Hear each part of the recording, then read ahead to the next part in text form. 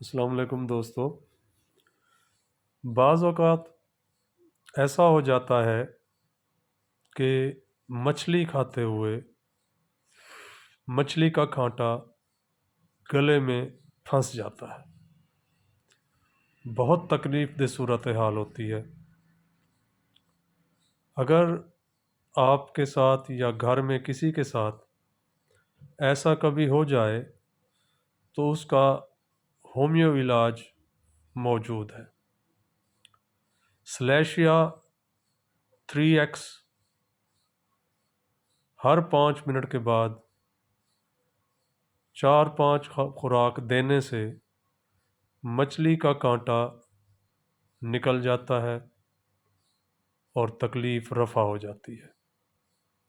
मालिक आपको सेहत वाली लंबी ज़िंदगी अता फ़रमाए।